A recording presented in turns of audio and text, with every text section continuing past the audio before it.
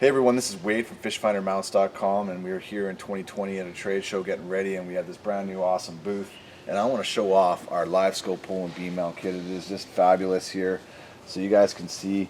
I want to show you all the different things that it can do, okay? So it can obviously rotate your 360 degrees that you want it to rotate in. It can also go, by loosening off your tri-knob here, it can slide up and down to whatever depth setting that you want it to be at.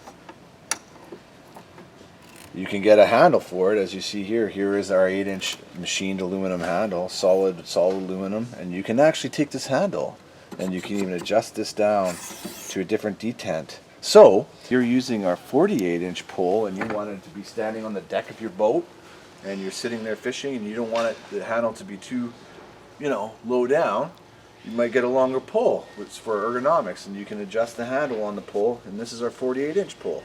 We even have a pole length, a pole link is what I was trying to say, where you can actually attach two different poles together to get either you can get a 30-inch pole link or you can get a 48 pole link, pole extension link.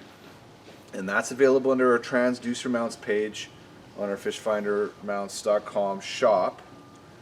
And you can add that on, so you can get effectively 60 inches of length for your pole, and you can get even up to 96 inches. So, whatever scenario you have. A lot of times guys have pontoon boats, different things like that, and they need longer poles. So we've got the capability and the products there for you guys. Now I want to show you one other thing that's really cool. This guy has no, this is like if it was on a bow, there's no actual gunwale edge. So we've kind of, in our trade show booth here, we've simulated a gunwale edge of a boat here, just with some basic 2x4 blocking. And we've got our riser block system here. 2-inch riser blocks with our footing plate here. So you can screw this down to your deck and you can get up and over, as you saw here earlier, you can get up and over your gunwale edge of your sunken deck, where it's coming off of your sunken deck, of course. And there you have it, just rising up and over. So each riser block is 2 inches high. So you can keep adding these infinitely. As high as you need it to go, you can keep adding them. And that is available on the same web page, Transducer Mounts web page, under FishfinderMounts.com, www.FishfinderMounts.com. And you can tilt this guy up out of the water if you want. You can, again, as I was showing you earlier, take this guy and pull your setting pin here, your index pin, and you can rotate it sideways. Just so many things, guys, you can do with this mount, and it is as steady and sturdy as you wouldn't believe. All solid aluminum machined materials, the best quality you could possibly get. Hard anodized, just fabulous. Now we also have this version in a clamp-on style.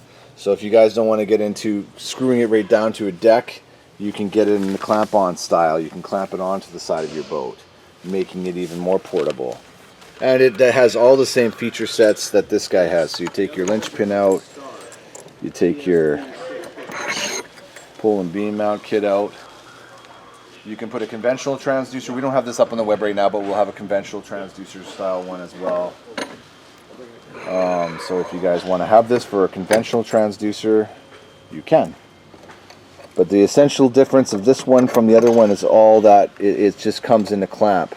It has a clamp. It's working on our clamp versus on a riser block system, or direct mounted to a deck or what have you. This is clamped on.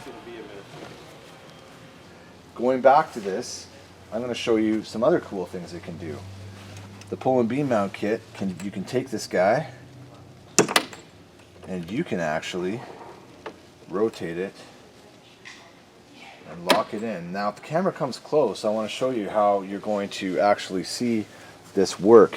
You can see there's lines actually inscribed right in the machined aluminum all the way down. The holes actually line up with these holes, so that when you've got that hole centered, and this line's lined up, that you're going to be in the right spot right there to adjust the pull and beam. Now you can see this is going to be, if this was on the side of your boat, this would be in parallel with your hull. By the way, guys, you can take this whole thing out. Now I'm going to show you guys how that works.